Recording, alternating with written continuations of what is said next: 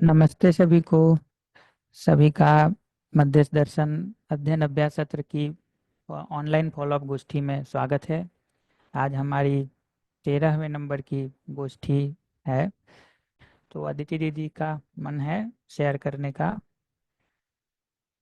तो दीदी आपको माइक दिया है, आप बता सकते हैं। स्वागत है।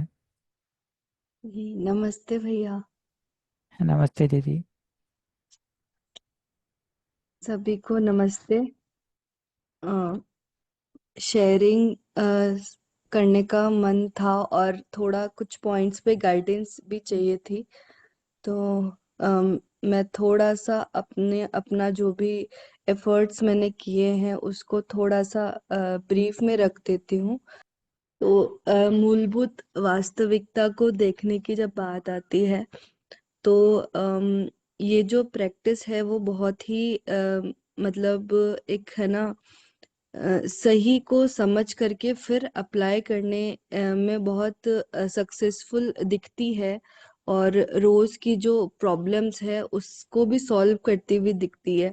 But at the same time ऐसा भी दिखता है कि बहुत ज्यादा मुश्किल है हर क्षण इस भाव को बना के रखना। और कभी कभी ये ऑटोमेटिक खुद में आता हुआ भी दिखता है धीरे धीरे प्रैक्टिस करने से।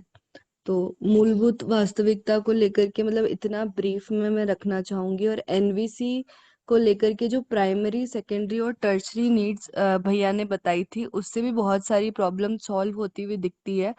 मतलब प्राइमरी नीड को नहीं समझ करके सिर्फ टर्शरी को पूरी करने के लिए जाना जो है वो मतलब शरीर और मैं का जो डिफरेंस है वो मैं नहीं समझ पाती हूँ।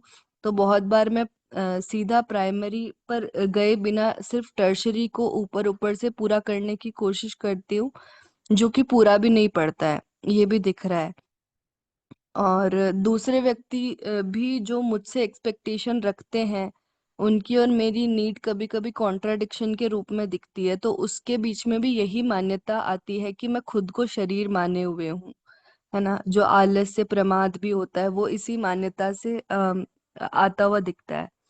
तो एक ये मतलब ये प्रॉब्लम सॉल्व होती हुई दिख रही है। और जैसे कि मैंने शेयर किया मूलभूत वास्तविकता में मेरे को एक और अपनी मान्यता जो दिखती है आड़े आती हुई जब भी मैं मूलभूत वास्तविकता सजग बनने की कोशिश करती हूँ, सजगता में रहने की। तो एक मान्यता बहुत स्ट्रांग बनी हुई है कि जो भी मुझसे बड़े लोग हैं या जो जिनकी एज बहुत ज्यादा है उनकी मान्यताएं बहुत स्ट्रांग है। तो वहां पर मैं ये करके देख नहीं पाती हूँ बहुत बार, और रिएक्शन में आ जाती हूँ। तो एक ये जो मान्यता है कि बूढ़े लोगों को समझाना बहुत मुश्किल है मेरे लिए, तो ये मान्यता अपनी दिखती है क्योंकि जितना इजी मैं अपने से छोटों के साथ और सेम एज के लोगों के साथ होती हूँ उतना इजी, उतना सहज मैं अपने से बड़ी उम्र के लोगों के साथ नहीं हो पाती हूँ।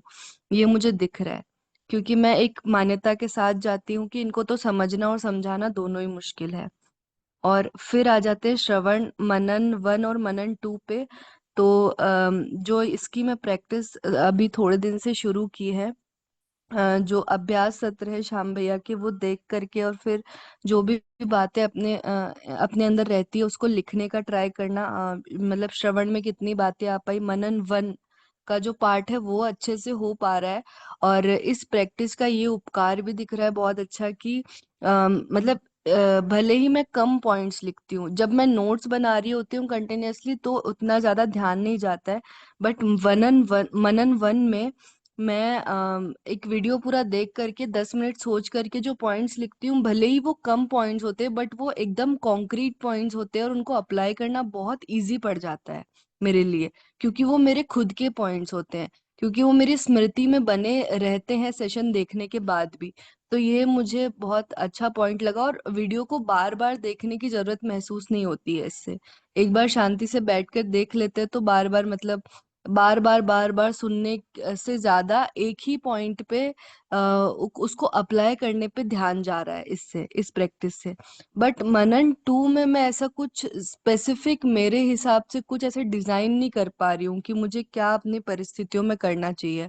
जैसे कि अभी मैंने 2-3 सेशंस देख लिए हैं, तो मैंने उसमें मनन 1 में तो काफी सारे पॉइंट्स मैं लिख पा रही हूँ और मैं सेटिस्फाइड भी फील करती हूँ और थोड़ा थोड़ा वो जीने में भी आता है। बट मनन 2 में मतलब घूम फिर के एक ही सॉल्यूशन आता है कि हाँ, मूलभूत वास्तविकताओं को याद करके सजग बने रहना है।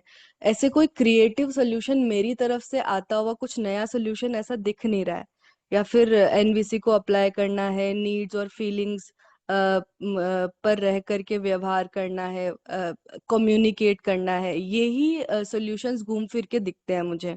एक सोल्यूशन जो मैंने अपनी तरफ से निकालने की ट्राई किया था, वो मतलब भैया भी और गाइड करेंगे कैसा वो है, कि जो स्पेसिफिक रिक्वेस्ट के पॉइंट्स बताते हैं एनवीसी में, वो मैं लिख करके मतलब ओएफएनआर में अपने सेल्फ ब्लेम्स को ओएफएनआर में लिख करके और फिर मूलभूत वास्तविकता को भी लिख करके और अपनी जो परिस्थिति है उसको लिख के स्पेसिफिक रिक्वेस्ट अपने लिए बनाऊं मूलभूत वास्तविकता को अप्लाई करते हुए। जैसे कि आवेश या रिएक्शन मुझे ही कमजोर करता है, ये एक मूलभूत वास्तविकता है। तो मैं स्पेसिफिक रिक्वेस्ट अब खुद से रिक्वेस्ट करूंगी कि जब भी ऐसा कोई रिएक्शन आता है तो मैं नीड्स या फीलिंग्स पर रह करके व्यक्ति को देखूं, तो वो मुझे उससे कनेक्ट करेगा। तो ये दिख रहा है, बट मनन 2 में स्टिल मेरे को ऐसा कोई क्रिएटिव सॉल्यूशन आता हुआ नहीं दिख रहा है। मैंने सोचा अभी 5-10 मिनट बैठ करके उस पर, बट स्टिल ऐसा मतलब पेज पूरा खाली ही है मेरा मनन 2 वाला। मेरे को कुछ भी ऐसे अंदर से ऐसे कुछ क्रिएटिव सा आ रहा हो ऐसा नहीं दिखा।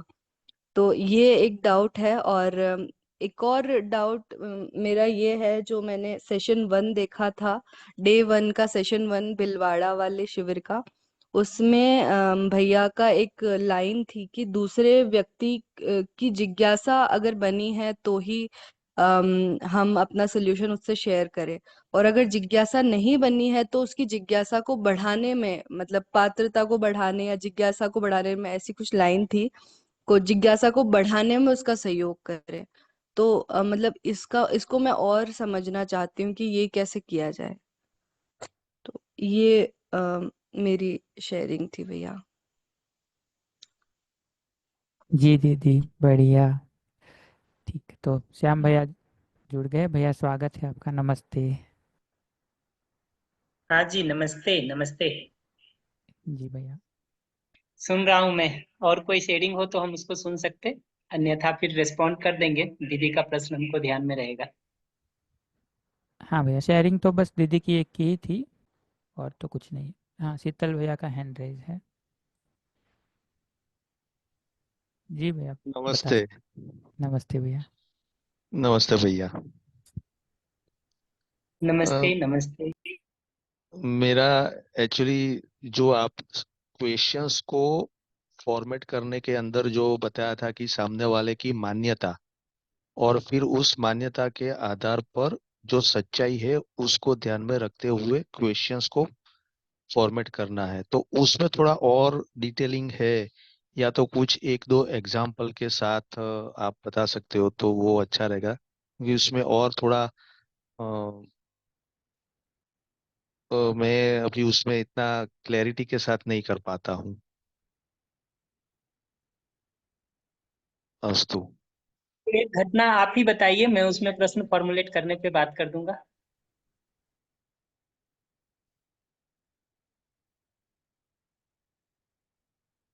अभी तो फिलहाल एकदम तो नहीं है सामने।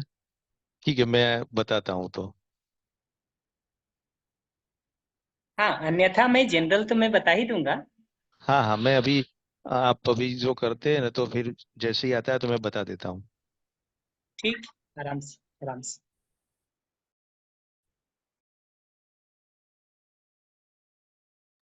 जी, किन्हीं और का कोई शेयरिंग हो तो हैंड रेज कर सकते हैं, आपको माइक प्रोवाइड करेंगे। कोई शेयरिंग हो या कोई क्वेश्चन हो तो बता सकते हैं।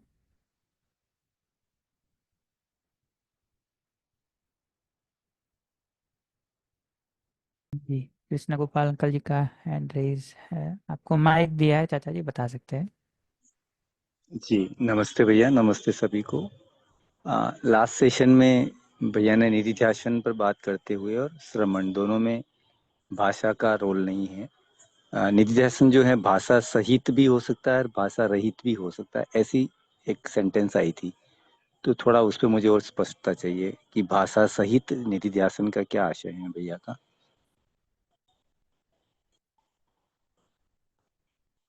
एक प्रश्न तो यही बन रहा था भैया, और एक प्रश्न बहुत पहले से बन रहा भैया, जो मानव के बारे में जो मूलभूत वास्तविकता है कि मानव सही समझना चाहता है, सही जीना चाहता है, अपना सुख चाहता है, सभी का सुख चाहता है।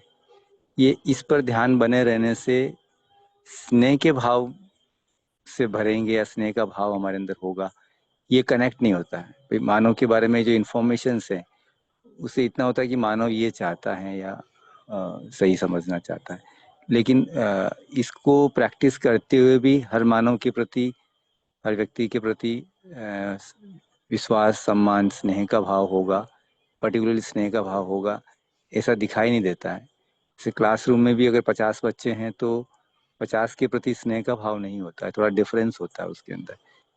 तो ये थोड़ा सा मतलब मानव की वास्तविकता तो ये है, लेकिन उससे स्नेह का भाव हर व्यक्ति के प्रति होगा, ये भी कनेक्ट नहीं हो रहा अभी तक।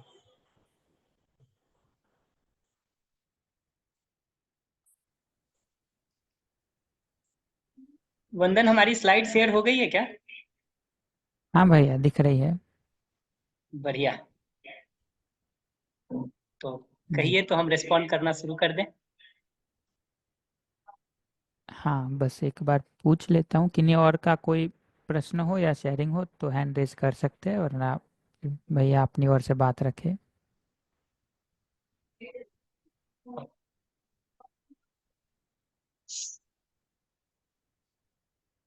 ठीक भैया, मुझे लगता है कि और किन्हीं का कोई शेयरिंग या क्वेश्चन नहीं है।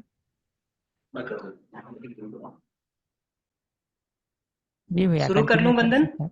हाँ भैया, कर सकते हैं। बढ़िया। जी।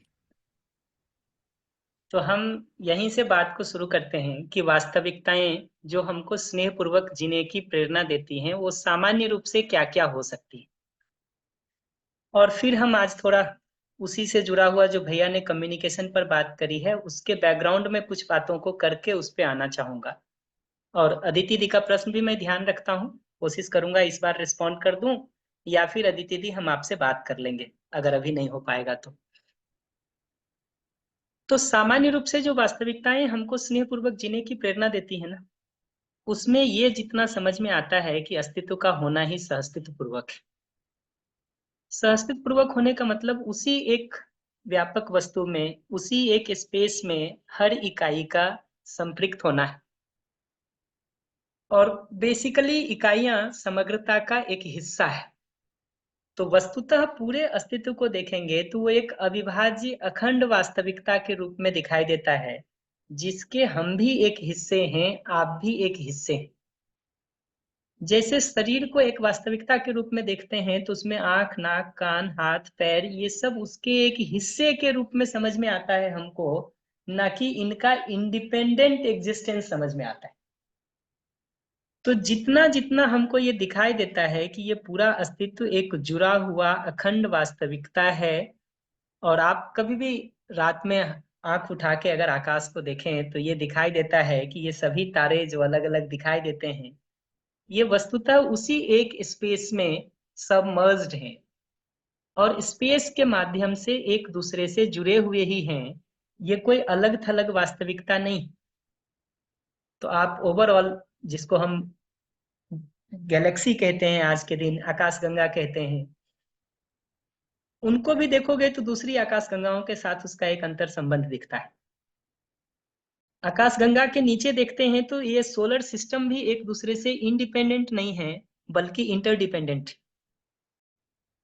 और नीचे जाके देखेंगे तो ये दिखता है कि एक धरती भी इंडिपेंडेंट नहीं है, सोलर सिस्टम का एक हिस्सा है।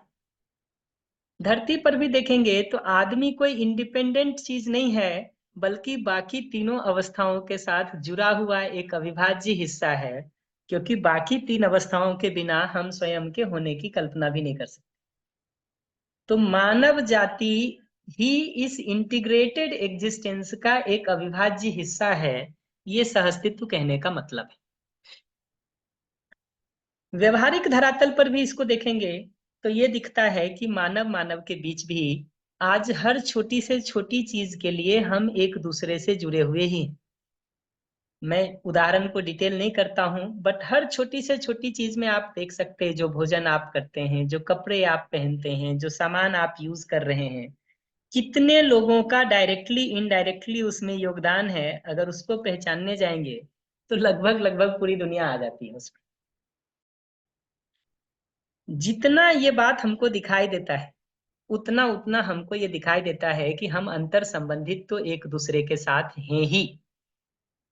और इस संबंध में देखने जाते हैं कि कौन सा भाव हमको सहज रूप में स्वीकार है भागीदारी के रूप में, तो ये दिखता है कि स्नेह जैसे भाव, सम्मान जैसे भाव, विश्वास जैसे भाव ही हैं जिससे जीने में हमको आराम मिलता है, और जिनके साथ हम जीते हैं उनको भी आराम मिलता है।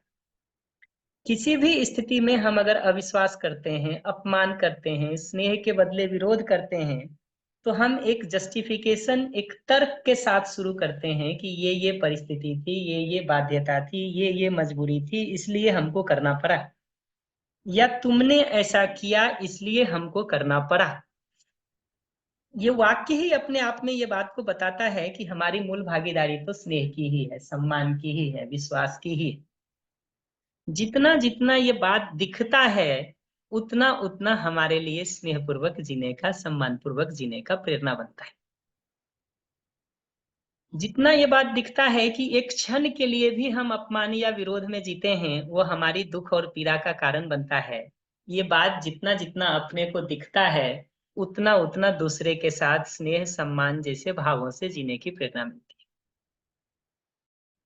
इनफैक्ट जो अस्तित्व में अमानवीयता भी कहीं दिखाई देती है ना, वो दिखता है, जो उसका सबसे अच्छा शब्द है वो जागृति क्रम है, कि अमानवीयता में जीता हुआ व्यक्ति भी मूल में तो मानवीयता की ही अपेक्षा रखता है।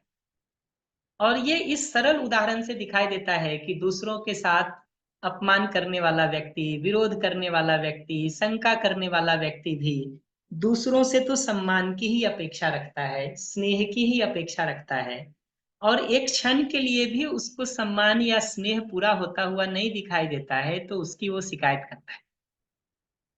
उसी को कहने का दूसरा डिजाइन है कि अस्तित्व में या तो शुभ है या शुभ की तैयारी है। शुभ की तैयारी का मतलब अमानवीयता भी वस्तुतः मानवीयता के क्रम में है, जागृति के क्रम में है, और उसकी दिशा तो उसी की ओर है, प्यास उसमें भी मानवीयता की ही है। इसीलिए उसके साथ जब कभी भी अमानवीयता होती है किसी भी क्षण में, तो उसको शिकायत हो जाती है उसकी। ये जो सहस्तित्व पूर्वक जीने को विस्तार किया, वही एक बात नीचे लिखी है कि हम सभी एक दूसरे से जुड़े हुए ही हैं, तात्विक रूप में भी और व्यवहारिक रूप में भी। जितना जितना ये जुड़ाव दिखता है, उतना उतना स्नेह नेचुरल होता जाता है। ऐसे ही मानव के रूप में हम सभी मूलतः एक जैसे ही हैं, जीवन और शरीर के सहअस्तित्व के रूप में।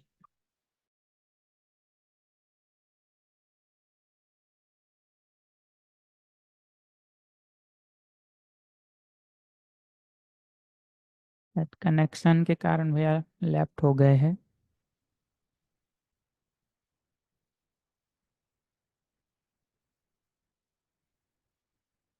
उनके रिज्वाइन होने का वेट कर लेते हैं थोड़ा।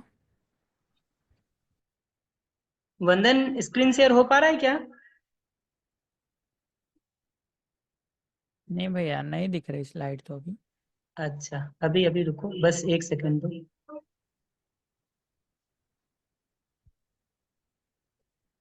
अभी दिख गया, दिख रही है भैया। बढ़िया। तो अभी भी देखेंगे तो हम तात्विक रूप से और व्यवहारिक रूप से एक दूसरे से जुड़े हुए ही हैं। जितना जितना ये जुड़ाव दिखता है, उतना उतना स्नेह नेचुरल होता जाता है। इसी तरह से मानव के रूप में हम सभी एक जैसे ही हैं। हम सबकी मूल चाहना एक ही है, सुख समृद्धि पूर्वक जीने की। हम सब उसी के लिए प्रयास कर रहे हैं, भले ही हमारा तरीका अलग अलग हो। तो फंडामेंटली नीड हम सबकी एक जैसी है, स्ट्रेटजी हमारे अलग अलग हो सकते हैं। बट मूल रूप में हम मानव के रूप में एक जैसे ही हैं। जितनी ये बात दिखाई देती है उतना उतना हमको दूसरे के साथ अपना जुड़ाव दिखाई देता है। उसी तरह से शुभ की चाहना के रूप में जितना जितना हमको ये दिखाई देता है कि दूसरा मनुष्य अपना भी शुभ चाहता है, मेरा भी शुभ चाहता है। मेरा शुभ वो सिर्फ उसी परिस्थिति में नहीं करने की जगह पर आता है जहां उसको अपने शुभ में बाधा दिखाई देती है। तो अपने शुभ में जब उसको बाधा दिखाई देती है तभी वो रिएक्शन में आकर के मेरे शुभ में भी बाधा पैदा करने की कोशिश करता है या कर सकता है। बट फंडामेंटली अगर उसकी मूल चाहना को देखिएगा तो वो सुखी होकर के सुखी करना ही चाहता है। उसी को नीचे लिखा है कि मानव सही समझना चाहता है, सही जीना चाहता है, सही समझ सकता है, या हम सभी की जरूरतें एक जैसी ही हैं, या अमानवीयता भी वस्तुतः जागृति क्रम है, जिसका मतलब है मानवीयता के क्यू में खड़ा है वो। ऐसा नहीं है कि सिर्फ गलत ही है उसमें, बल्कि सही का बीज तो उसमें भी है ही, और कहीं ना कहीं वो उसी रूट में आगे बढ़ रहा है।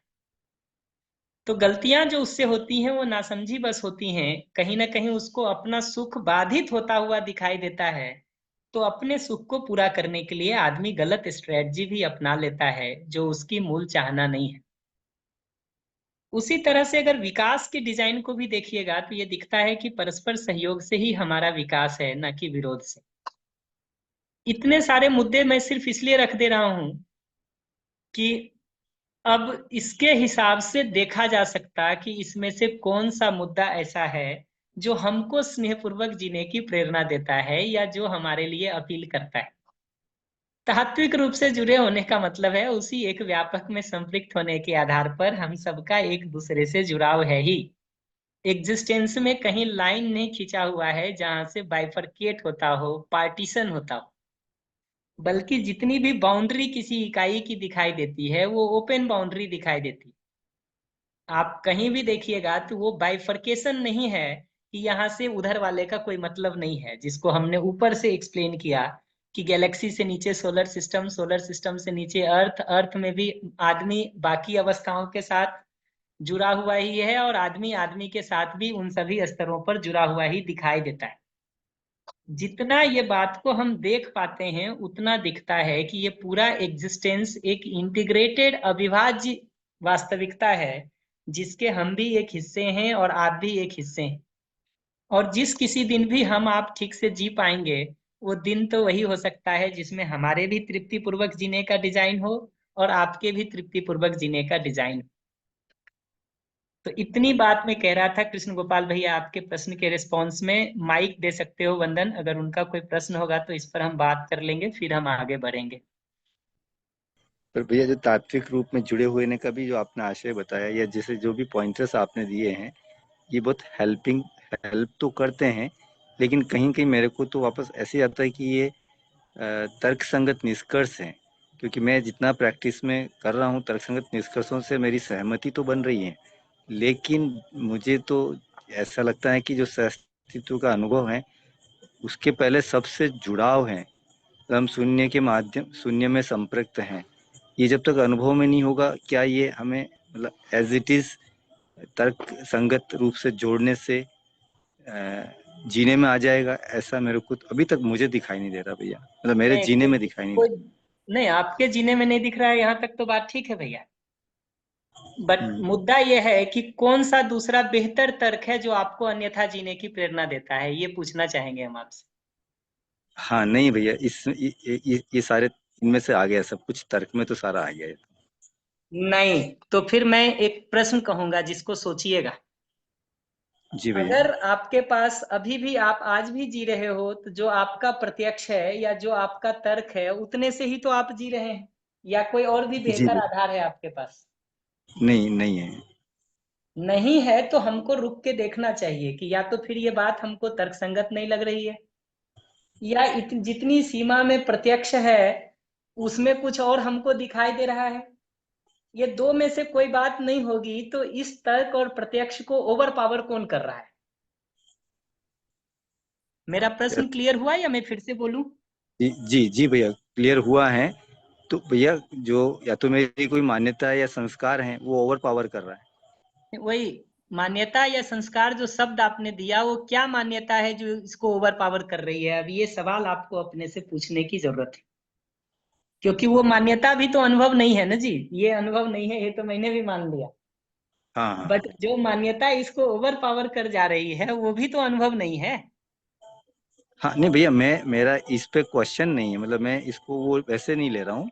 मैं तो देख रहा हूँ कि लगभग 3 साल और अभी आपके जो पहला अभ्यास सत्र जुड़ने के बाद तो अभ्यास पे बहुत फोकस कर रहे हैं, लेकिन फिर भी बार बार स्लिप हो रहे हैं, मतलब वो बात कनेक्ट मतलब जीने में नहीं आ पा रही है, फिर मैं विरोध भी बन वही जाते पूछ रहा हूँ हैं। भैया, मैं भी उसी में सहयोग की दृष्टि से ही पूछ रहा हूँ कि कौन सी मान्यता इसको ओवर पावर कर जाती है, वो बताइए हमको। हाँ, मतलब भैया इसको करने की कोशिश करते हुए भी वैसा नहीं हो पा रहा, तो मैं कहाँ चूक रहा हूँ मैं पकड़ नहीं पा रहा हूँ उस बात वही, अगर आप कह रहे हैं कि इसको जिस समय ध्यान में रखे हुए भी हैं, जैसे मान लीजिए मैं अपने लिए आपको बताऊं कि हमको अगर ये दिखाई देता है कि आप अपना शुभ चाहते हैं और मेरा भी शुभ चाहते हैं, अगर को। सचमुच मुझे ये बात लग रही है, तो मेरे अंदर अगर आपसे जुड़ाव नहीं दिख रहा है, तो ये प्रश्न तो पूछना पड़ेगा कि कौन सी मान्यता बीच में आ जा रही है। शायद हमको लगता नहीं है कि आप मेरा शुभ चाहते हैं, क्योंकि पीछे आप भी हमारे साथ खराब कर चुके होंगे। शायद मुझे हम्म लगता नहीं है कि आप मेरा शुभ चाहते हैं, क्योंकि आप अभी हमसे गुस्से से बात कर रहे हैं। ये हम्म अपने आकलन में तो पकड़ना पड़ेगा ना कि कौन सी चीज है जो हमारे स्नेह में बाधा डाल रही है। हम्म। मेरा प्रश्न क्लियर हुआ? हाँ हो रहा भैया, लेकिन मुझे और इस पर फिर और इसी क्वेश्चन को मेरे को अच्छे से देखना पड़ेगा, क्योंकि मैं देख नहीं पा रहा हूँ कि क्या बाधा क्या बन रही है, मुझे भी समझ। मनन प्रक्रिया का नाम यही है। इसको अपने को ही पलट के देखना पड़ेगा, क्योंकि अभी भी जो चीज हमको इसको जीने से रोक रही है, वो अनुभव तो है नहीं, वो कोई मान्यता ही है। हम्म तो मैं मानता हूं कि एक गलत मान्यता और एक सही वाले में टकराव होगा, तो कौन जीतेगा? छोड़िए अनुभव की बात अभी सही सही मान्यता ही। तो तो अगर ये मान्यता भी है जिसको अभी हम बात कर रहे हैं, प्रत्यक्ष और अनुमान के आधार पर है, तो वो गलत मान्यता कौन सी है उसको अगर हम एक बार पहचान लेंगे, तो ओवर पावर हो सकता है इसके माध्यम से। हम्म। तो हाँ तो हमको, भैया, हाँ सॉरी सॉरी, हाँ हाँ, मतलब मनन वाला पार्ट में और काम करने की जरूरत है भैया, मतलब वो जो आपने बोला ना कि उसको और घुमा घुमा के हर तरह से देखने की जरूरत है, हाँ और देखिए, हर बहुत स्थिति अच्छे पर। से हमको ये देखने की जरूरत है कि कौन सी चीज है जो हमारे अंदर स्नेह आने नहीं देती है, क्या बात उठ जाती है जो हमको रोक देती है। हम्म। कुछ तो उस समय उठ रहा है ना अंदर, जिसको आप संस्कार कह रहे हैं। हाँ हाँ। वो है क्या, उसको एक बार पकड़ लेंगे ना, तब अपने से सिंपल प्रश्न पूछने की जरूरत है, जो शीतल शाह जी पूछ रहे थे उसका उत्तर दे रहा हूं, कि जो मान्यता दिखाई देगी, एक तरफ वो मान्यता को रखा जाए और एक तरफ इन वास्तविकता को रखा जाए, और अपने लिए प्रश्न पूछा जाए कि ये दोनों में क्या सही है। जो हम्म मान्यता हमको अपने अंदर दिखी और जो सच्चाई का लिस्ट यहाँ बना हुआ है, ये दोनों को दो तरफ रख के प्रश्न पूछा जाए। फॉर एग्जाम्पल, हमको अगर ये बात दिख जाए कि कोई आदमी का दिखते ही उसका 10 साल का किया हुआ हमको याद आने लगता है और वो हमको रोक देता है, तो अपने लिए ये प्रश्न पूछा जाए कि वो किए हुए को देख करके उसके इंटेंशन पर डाउट करना ठीक है कि नहीं। ये प्रश्न हम्म। बनेगा। जो शीतल साजी पूछ रहे थे, वो हम सिंपल दो भाग कर दिए, कि वो किए हुए को देख करके मूल इंटेंशन पर डाउट करना ठीक है कि नहीं है। ये प्रश्न अपने से पूछ लिया जाए। जी। तो ये ऐसे ही आपने। अगर मान लीजिए दिखता है कि दूसरे के व्यवहार के आधार पर हम अपने भाव और व्यवहार को तय कर रहे हैं, तो ये प्रश्न पूछ लिया जाए कि दूसरे के व्यवहार के आधार पर अपने भाव और व्यवहार को अगर हम तय करते रहेंगे, तो हमारा भाव और व्यवहार कभी भी स्थिर हो सकता है क्या? जिसका मतलब हाँ। है कि जिस आधार पर हम अपने भाव और व्यवहार को खड़ा कर रहे हैं, वो आधार ही अगर स्थिर नहीं है, तो हमारा भाव और व्यवहार कभी भी स्थिर हो पाएगा क्या? और अगर वो स्थिर नहीं होगा, स्नेह के बदले विरोध आता ही रहेगा, सम्मान के बदले अपमान आएगा, विश्वास के बदले शंका आएगी, तो क्या हमारे सुख की निरंतरता कभी हो भी सकती है क्या? हाँ, हम्म या अगर ये मन में उठने लगे कि देखो, इसको 5 साल से तो ये बात कह रहे हैं, ये ध्यान कहाँ देता है, तो अपने लिए ये प्रश्न पूछना चाहिए कि ये जो बात हम कह रहे हैं, मानव सही समझना चाहता है, सही जीना चाहता है, सही समझ सकता है, ये सच्चाई है, या हमने कहीं ना कहीं जो मान लिया है कि वो समझ ही नहीं सकता है, ये सच्चाई है। ये दोनों को दो तरफ रख के प्रश्न पूछा जाए। दूसरे के लिए इसका उत्तर नहीं मिले तो अपने लिए पलट के पूछा जाए कि हमारी मूल चाहना क्या है, और दूसरे से भी प्रश्न के रूप में पूछ के देख लिया जाए कि वो क्या कहता है। वो हमसे अगर नहीं सुनना समझना चाह रहा है तो उसको संभावना नहीं दिख रही है हमसे सही सुनने समझने की, इसलिए नहीं चाह रहा है, या वो चाहता ही नहीं है सही समझना इसलिए नहीं चाह रहा है। ये सब मैं प्रश्न फॉर्मुलेट कर रहा हूं एक मान्यता गेस करके। मुझे पता नहीं आपकी मान्यता का भी, वो तो आप देखेंगे तभी वो बात ठीक से पता चलेगी, बट हम तो जनरल एक दो मान्यता उठा के प्रश्न पूछ रहे हैं। जी ये बात क्लियर हुई भैया? जी जी भैया। और देखिए, मतलब मैं इसको तो खुला रखूंगा कि अनुभव के पहले क्या होगा, या बोध तक में क्या हो जाएगा, या साक्षात्कार तक में क्या होगा। अभी तो मैं एकदम सिंपल बात देखता हूँ कि एक गलत मान्यता और एक सही मान्यता, ये दोनों में भी मेरे हिसाब से कभी अंतर्द्वंद होगा तो सही मान्यता के जीतने की पर्याप्त संभावना है, क्योंकि इससे ज्यादा कमजोर आधार है गलत मान्यता का। गलत मान्यता का सिर्फ एक ही सपोर्ट है कि हमारा आदत वैसा बन गया है, दूसरा कोई सपोर्ट नहीं है उसके पास। हाँ भैया, ये तो दिखाई दे रहा है भैया। जब भी हम मतलब गलत मान्यता अगर अपना काम कर रही है, इसका मतलब हम बेहोशी में है, ये तो दिखाई देता है। बेहोशी में है या होश आने के बाद भी अपनी आदत के कारण विवश से है। हाँ तो आदत की चीज आदत से तोड़ी जा सकती है, बेहोशी की चीज होश से तोड़ी जा सकती है। मतलब आदत की चीज आदत से, तो मतलब नई आदत बना करके ऐसा। नई आदत को थोड़े लंबे समय तक अभ्यास करने से। ओके। हाँ भैया, थोड़ा बात पहुंची है, मैं इस पर और काम करूंगा। बाकी भैया जो जो थोड़े दूर के रिलेशंस है ना, वहाँ तो ये जो वास्तविकता वाली जो प्रैक्टिस है थोड़ी आसान होती है, लेकिन प्रैक्टिस होती है स्नेह का भाव नहीं आता है। और जो पास के रिश्ते हैं उसमें स्नेह का भाव आता है, लेकिन ये प्रैक्टिस नहीं हो पाती है उनके जीने को बहुत करीब से देखने के बाद। तो दोनों ही दो केस कारण में। है, मैं गेस करूंगा तो दो कारण है। या तो कहीं ना कहीं हम अपने स्नेह को अभी भी अगले के करने के आधार पर तय कर रहे हैं, ना कि मूल वास्तविकता के आधार पर। हाँ ठीक है, अभी भी मान्यता देखने जाऊंगा मैं तो कहीं ना कहीं वो मुझे गेस होता है। दूसरा, अगला मानव सुख चाहता है, ये वाक्य दूर के रिश्तों में देखने के बावजूद भी कहीं ना कहीं हमको रिश्ता ही नहीं दिख रहा है, इसलिए स्नेह नहीं आ रहा है। जी जी।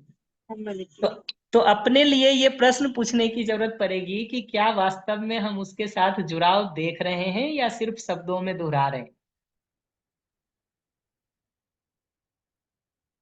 ऐसे ही नजदीकी रिश्तों में ये प्रश्न वापस पूछने की जरूरत पड़ेगी कि क्या अभी भी हम उनकी मूल चाहना के ऊपर भरोसा कर रहे हैं, उसको अपने भाव का आधार बना रहे हैं, या अभी भी उसके करने को ही केंद्र में रख करके अपनी सुई अटका रहे हैं।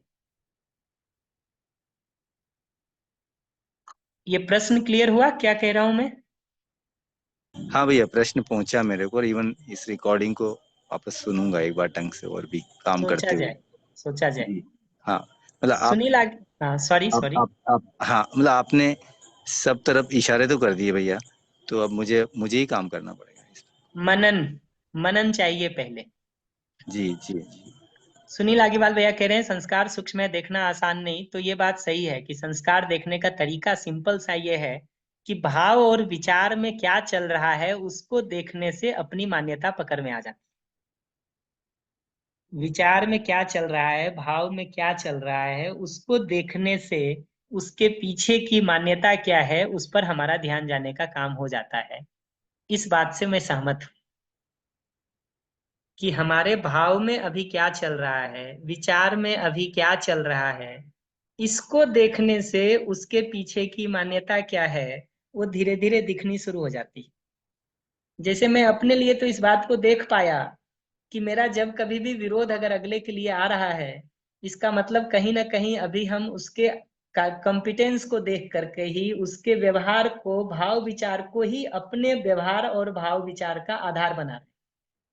अस्तित्व की वास्तविकता की मूलभूत समझ को हम अभी भी आधार नहीं बना रहे। और जिनको ये सब भी नहीं पकड़ में आता हो ना, उनके लिए और एक सिंपल उपाय है जहां से शुरू कर सकते हैं। वो ये कि अगले आदमी ने वास्तव में हमारे लिए क्या क्या अच्छा किया है, उसकी लिस्ट बनाने के काम को किया जाए। कम से कम घर परिवार के लोगों के लिए तो बहुत काम आएगा। जो मैं बार बार कहता हूं कि कमियों की लिस्ट को पहले ठीक से बना लीजिए। जब वो मन भर जाए तो उसी व्यक्ति ने क्या क्या ठीक किया है उस लिस्ट को बनाना शुरू करिए। और अगर किसी समय वो लिस्ट बहुत लंबी दिखने लगे तो प्रयास पूर्वक उस पर ध्यान को बनाए रखने की जरूरत है। बहुत सारे लोगों के साथ ये विधि भी काम आ जाएगी आपको, लेकिन अल्टीमेटली तो उसी जगह पर पहुंचने की जरूरत पड़ती है कि मूल में हर मानव शुभ चाहता ही है। यही जगह है जो हमको स्थिर आधार देता है।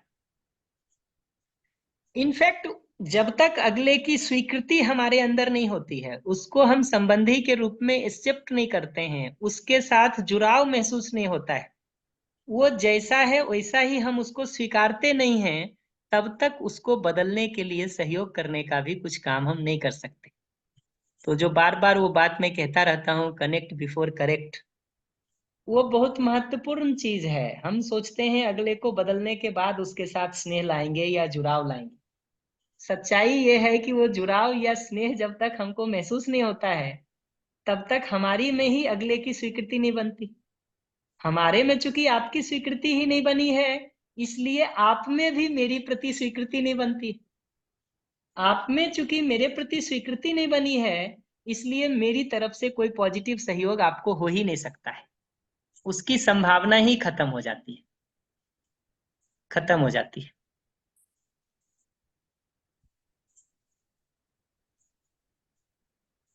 जी सुनील भैया, ये बात बिल्कुल ठीक कह रहे हैं कि सामने वाले के प्रति अगर तुलना आने लगे, प्रतिस्पर्धा आने लगे, जजमेंट आने लगे, नकारात्मकता के विचार आने लगे, यानी विरोध का भाव होने लगे, तो तत्काल सतर्क होने की जरूरत है। बिल्कुल सही बात है कि ये मस्ट है, क्योंकि यहां से ये दिखना शुरू होना जरूरी है कि अपनी गाड़ी की पटरी पलट रही है, पलट रही है।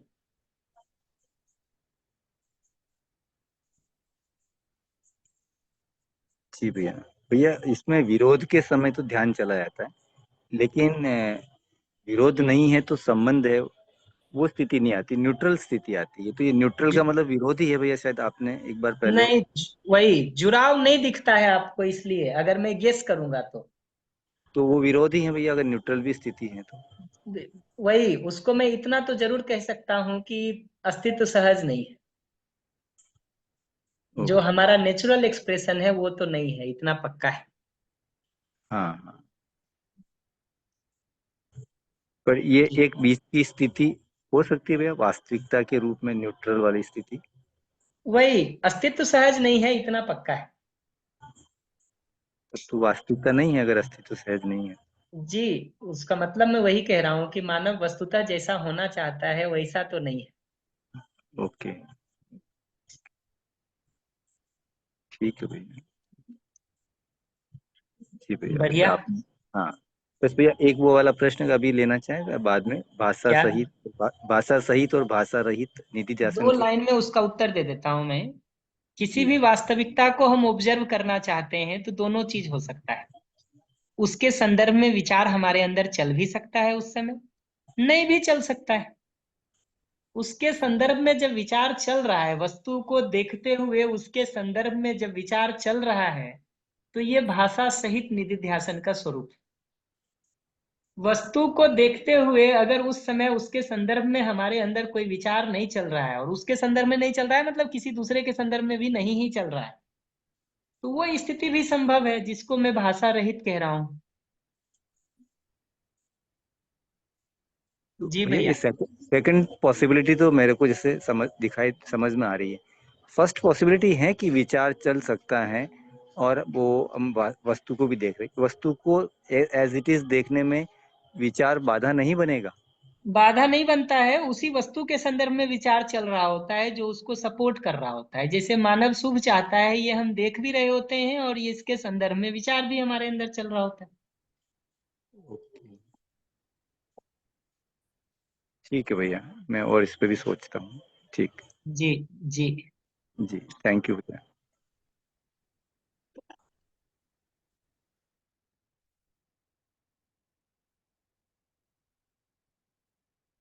बढ़िया। तो मैं अब सोचता हूँ कि कुछ वो कर देता हूँ मैं, एनवीसी में जो ऑब्जर्वेशन, नीड, फीलिंग और रिक्वेस्ट वाली बात है ना, उसके कुछ मुद्दों पर मैं फिर से ध्यान दिला देता हूँ। और इस पर आने के पहले मैं एक सिंपल बात कहूंगा। मनन की प्रक्रिया को हमको धीरे धीरे पकड़ने की जरूरत है और बहुत गहराई से करने की जरूरत है। इनफैक्ट हमने अभ्यास की प्रक्रिया को शुरू तो निधिध्यासन से किया था, निर्णय पूर्वक ही किया था कि हमको लौट करके मनन की ठीक ठीक जरूरत महसूस पड़े। और जहां जहां भी उसको हम सपोर्ट नहीं दे पा रहे हैं, जहां जहां भी उस वस्तु के ऊपर ही हमको डाउट उठना शुरू हो जाता है कि अगला मानव सुख चाहता भी है कि नहीं चाहता है, तो उन सब जगहों पर, या जहां जीने का हमको उपाय नहीं दिखता है कि कैसे करें, उन सब जगहों पर मनन पार्ट 1 या मनन पार्ट 2 करने की जरूरत है। और जो अदिति दी प्रश्न पूछ रही थी ना, होता यही है कि मनन पार्ट 1 जो आप कर पा रही हैं और उससे जब निष्कर्ष आपको धीरे धीरे मिलने शुरू होंगे, तो धीरे धीरे मनन पार्ट 2 में भी गति बनेगी। अभी मनन पार्ट 2 में जो एक आध बात भी समझ में आ रही है, उतने के प्रैक्टिस से शुरू करिए, धीरे धीरे रास्ता खुलेगा। और क्रम यही है, मनन पार्ट 1 में जब तक ठीक ढंग से काम नहीं करेंगे, मनन पार्ट 2 पर काम नहीं हो सकता। तो इतना कह के मैं मनन पर रोक ले रहा हूं, लेकिन मैं बार बार ध्यान दिलाऊंगा कि अगर आप सिर्फ श्रवण करने का ही काम कर रहे हैं कि दिन भर में 4 घंटा रिकॉर्डिंग सुनते हैं, 5 घंटा सुनते हैं अलग अलग लोगों का, अलग अलग जगहों से, ये सब श्रवण है, मनन नहीं है। और जब तक मनन पार्ट 1 नहीं करेंगे, आपके सभी तर्क शांत नहीं होंगे। और जब तक मनन पार्ट 2 वाला काम नहीं करेंगे, तब तक जीने की जगह पर उसको अप्लाई कैसे करें, उसका उपाय आपको नहीं दिखेगा, नहीं दिखेगा।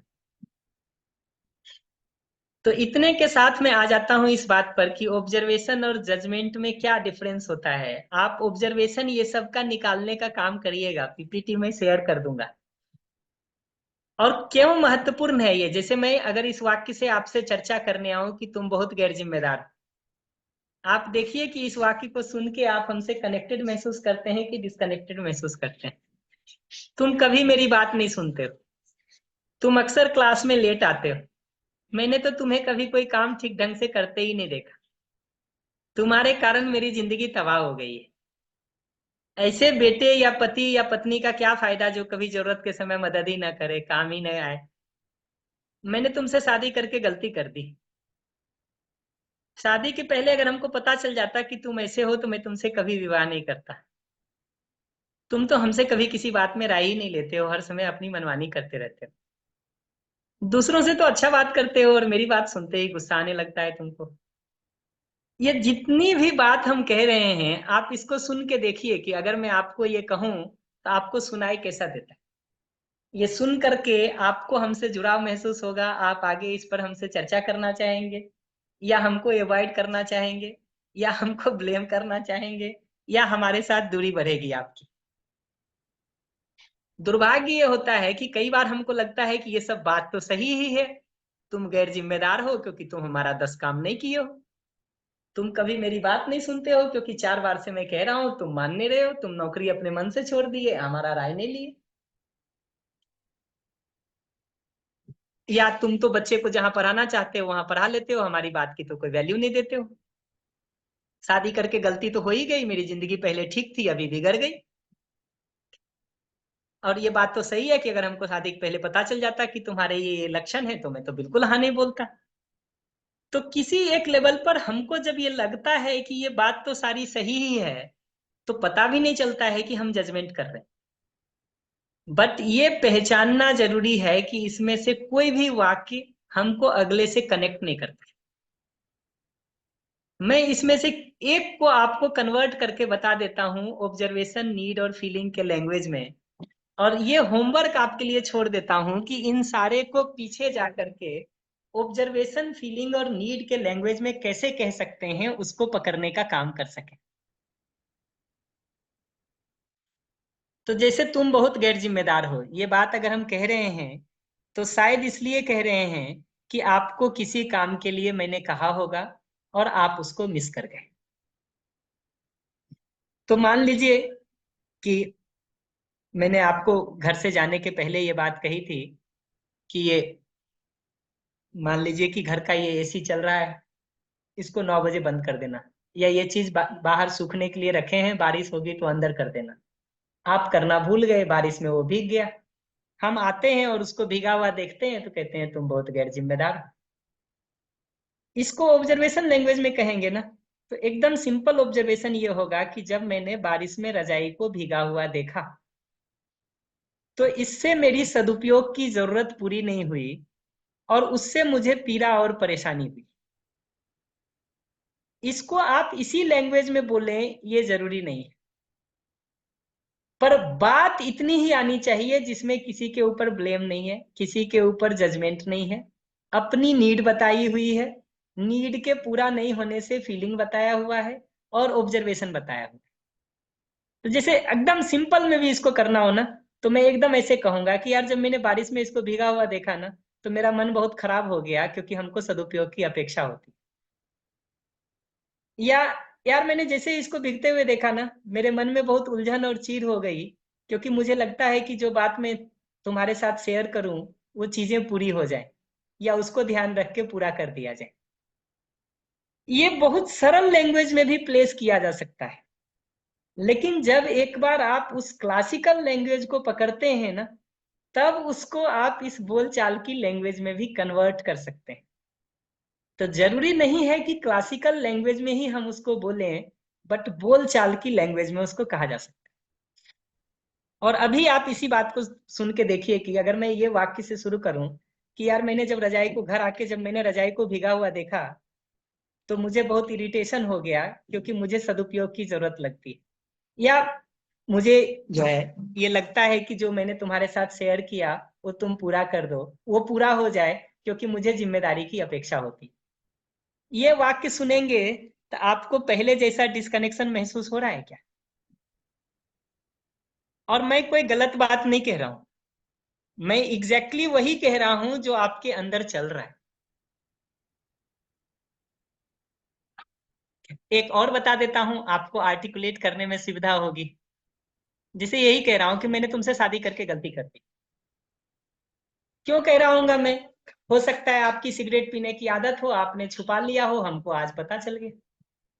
हो सकता है आपकी सिगरेट पीने की आदत हो, शराब पीने की आदत हो, आपने छुपा लिया था, हमको पता चल गया। हो सकता है शादी के पहले आप गुस्सा नहीं करते थे, आजकल छोटी छोटी बात पे भी गुस्सा करने लगे हो, इसलिए मैं कह रहा हूँ। ऐसा कोई ना कोई कारण होगा।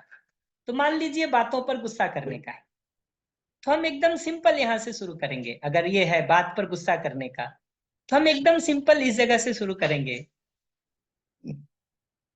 कि मैं चर्चा करते समय शांति की अपेक्षा रखता हूं।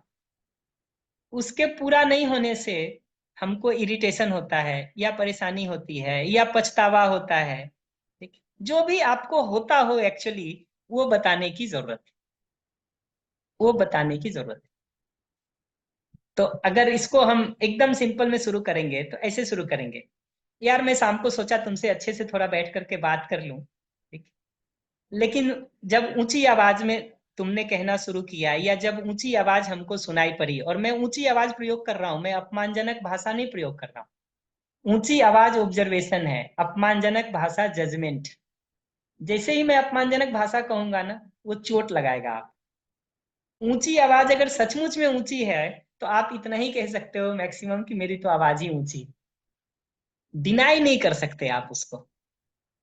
तो एकदम सिंपल बात कहना होता है कि यार मैं शाम को अच्छे से बात करना चाह रहा था, लेकिन चर्चा के दौरान जब ऊंची आवाज में बात होनी शुरू हो गई तो उससे मेरा मन खराब हो गया, मैं इरिटेट हो गया, या मेरा कॉन्फिडेंस लूज हो जाता है कि मैं आगे बात कैसे करूं। इसी में से कोई ना कोई बात होती होगी ना। हम ये कहेंगे तब देखिए आपको कैसा सुनाई देता है, और जब मैं ये कहूं कि मैंने तुमसे शादी करके गलती कर दी, तब आपको कैसा सुनाई देता है। ऐसे ही एक और उदाहरण दे देता हूं, तुम तो हमसे किसी बात में राय ही नहीं लेते हो, हर समय अपनी मनमानी करते रहते हो। ये सुन के आपको कैसा लगता है? और जब मैं ये कहूं कि यार मैं चाहता हूं कि बच्चे का जब स्कूल में एडमिशन किया जाए तो एक बार हमसे भी चर्चा कर लिया जाए कि उसको कहाँ एडमिशन कराना है, तो उससे मुझे मेरी जो है सम्मान की नीड, या घर में हमारे राय का महत्व है, ये नीड पूरी होती है। उसके पूरा नहीं होने से हम अपने को अकेलापन या अलग थलग या एलोन या वैल्यूलेस महसूस करते हैं। जरूरी नहीं है कि प्रिसाइजली इसी भाषा में बोले, मैं फिर से कहूंगा, लेकिन ब्लेम नहीं हो अगले पर, जजमेंट नहीं हो अगले पर, कटघरे में खड़ा किया हुआ नहीं हो उसको, और अपनी बात कही जाए। तो जैसे हम सिंपल कहेंगे, यार बच्चे का जब तुमने स्कूल में तुमने एडमिशन करा दिया, तो मुझे लगता है कि चर्चा के पहले एक बार मेरी राय भी ली जाती तो हमको बहुत अच्छा लगता। ये दूसरे साइड से भी कहा जाता है, जरूरी नहीं है कि ऐसे ही कहें कि हमको दुख हुआ नहीं लेने से।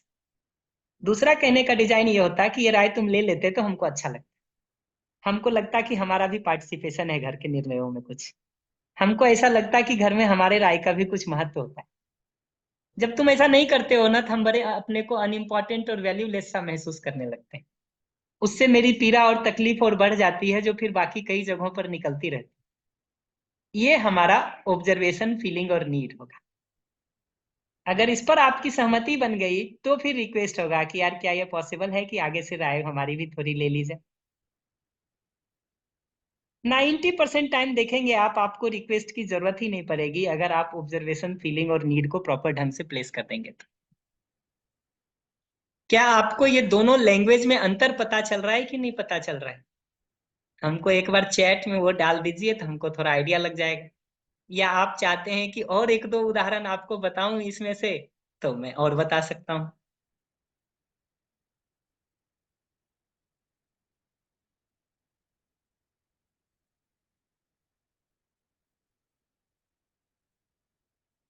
बंधन, आवाज तो आ रही है ना मेरी? हाँ भैया, आवाज़ तो आ रही है। लोगों को टाइप करने में थोड़ा टाइम लग रहा होगा भैया। अच्छा ठीक है।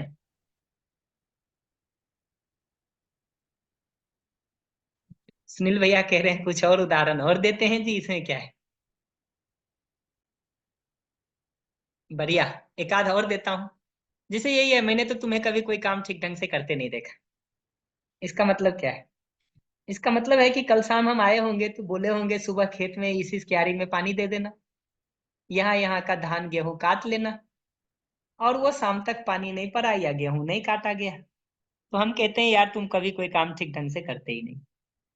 या पानी दिया, किसी तरफ ज्यादा लगा दिया, किसी तरफ कम लगा हो गया, हमने कह दिया कि यार तुम तो कोई काम ढंग से करते ही नहीं।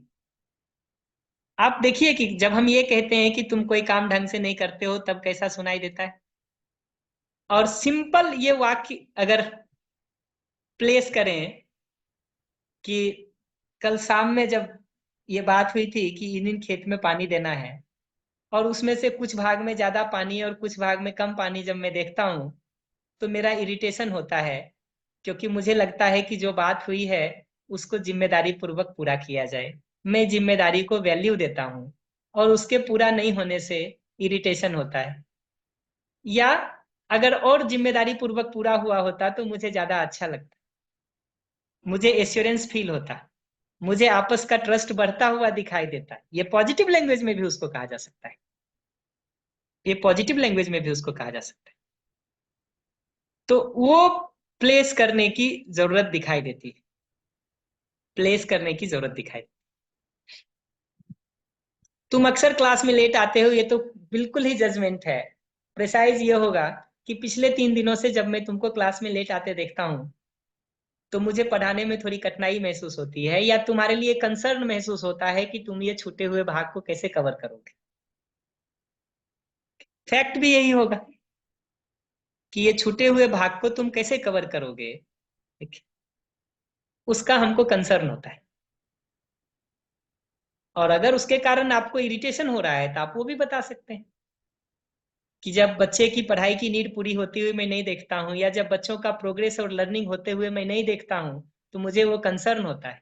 जब मैं उसमें उतना स्ट्रॉन्ग एफर्ट नहीं होते हुए देखता हूं तो मुझे परेशानी होने लगती है। सिंपल ये लैंग्वेज प्लेस करने की जरूरत है, ये प्लेस करने की जरूरत है। अब बताइए वंदन भाई, सुनील भैया को माइक दे दो, अगर कोई और उदाहरण वो चाहते हैं तो उन्हीं से सुन के उसी को आर्टिकुलेट कर देंगे।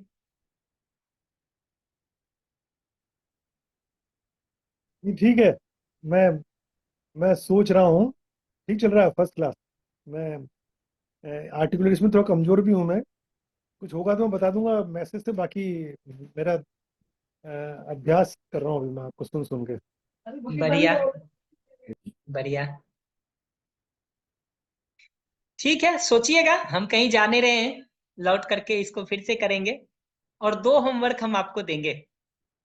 एक तो ये कि इसमें जो क्वेश्चंस हैं आप उसको ऑब्जर्वेशन फीलिंग नीड वाले लैंग्वेज में पहले ट्रांसलेट करिए, फिर जो आपका ग्रुप है उसमें थोड़ा प्रैक्टिस करिए। दूसरा, जो पीपीटी आपके साथ ऑलरेडी शेयर किया हुआ है उसके एंड में संवाद की विविध कठिन परिस्थितियां लिखी हुई, उन परिस्थितियों में जाके दोनों तरफ से नीड देखना शुरू करिए कि अगले की नीड क्या हो सकती है, हमारी नीड क्या हो सकती है। अगले की नीड को कह रहे हैं तो ऑब्जर्वेशन फीलिंग नीड में कैसे कहेंगे, अपनी नीड को कहना हो तो ऑब्जर्वेशन फीलिंग नीड में कैसे कहेंगे। इतने आर्टिकुलेशन को पहले फिक्स करिए, स्ट्रेटजी तो हम बाद में निकाल ही लेंगे। इस बात पर थोड़ा एश्योरेंस रख के चलिए कि स्ट्रेटजी निकालना कठिन बात नहीं है। कठिन बात है अपनी नीड को बिना ब्लेम और जजमेंट के अगले तक पहुंचा पाना, और अगले के ब्लेम और जजमेंट में से फिल्टर करके नीड को सुन पाना और बाकी सारे कचरे को बाहर छोड़ देना। एक बार ये होमवर्क करके देखिए, बहुत बार आपको दिखेगा कि स्ट्रेटजी आप खुद ही निकाल लेंगे, खुद ही निकाल लेंगे। पर जरूरत पड़ेगा तो स्ट्रेटजी कैसे निकाली जाती है उस पर भी थोड़ी बात कर लेंगे। लेकिन ये बेसिक स्टेप हुए बिना स्ट्रेटजी पर जंप नहीं कर सकते। एंड माइंड इट कि हम इसको टेक्निक के रूप में प्रयोग करने की बात नहीं कह रहे हैं। हम सचमुच अपने अंदर स्नेह के भाव के तहत हम शिफ्ट हो पाए और उसके तहत अगले के नीड को पहचान पाए, अपनी नीड को पहचान पाए और उसको प्लेस कर पाए। जिनको नीड पहचानने में प्रॉब्लम हो उनको पिछली की पिछली रिकॉर्डिंग देखेंगे तो उसमें हमने डिटेल में बात करी थी, इसलिए आज मैं उस स्लाइड को कवर नहीं कर रहा हूं। आराम से देखेंगे तो बहुत सारा नीड पकड़ में आने लगेगा धीरे धीरे। मैं कुछ बातों को और कर देता हूं आज के संदर्भ में, जो आपको थोड़ा और हेल्प करेगा इसको सोचने में। कि घटना का विवरण जब हम बिना जजमेंट के देते हैं ना, तो हम दोनों की उसमें सहमति बन जाती है, बशर्ते हम दोनों झूठ ना बोले। लेकिन अगर मान लीजिए अगला, आपको लगता ही है कि अगला झूठ बोल रहा है और घटना को ही डिनाई कर दे रहा है, तो घटना डिनाई कर दे रहा है तो हम भी उसको साइड कर देना, फिर हम मुद्दा ही क्यों बनाएं उसको। अगर आप कह ही नहीं रहे हो कि आप ऐसा किए हो तो हम उसको सबसाइड कर दें, सबसाइड कर दें। घटना का विवरण सटीक हो जाए तो हमारे पास कॉमन ग्राउंड है बिगिन करने के लिए, और वो बिगिन होने का काम किया जा सकता है।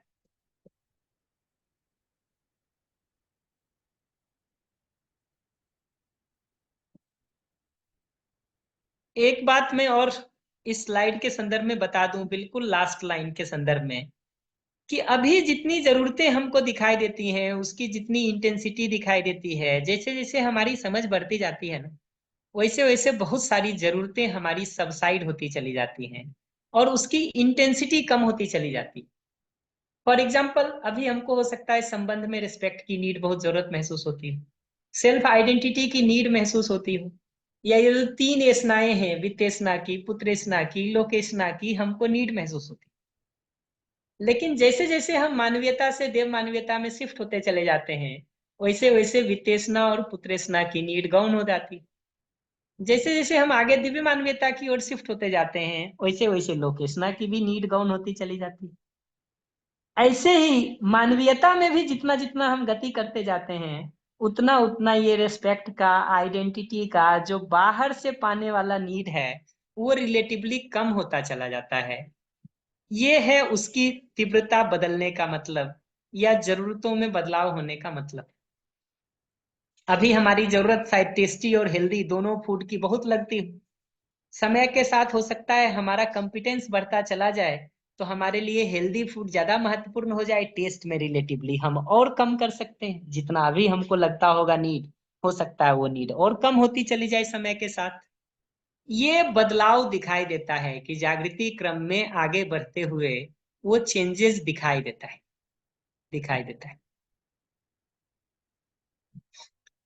जरूरतों को, अगले की जरूरत को कैसे पहचाने, उसके लिए पहला 2 पॉइंट लिखा हुआ है कि अगला जब बहुत सारा जजमेंट, ब्लेम, कंप्लेन, शिकायत, प्रिजुडिसेस, आरोप, आक्षेप, एक्सपेक्टेशन, क्रोध, ये सब हमको बोलता है ना, तो वो वाक्य ही अपने आप में अगर आप ध्यान से सुनेंगे तो आपको नीड सुनाई देनी शुरू हो जाएगी।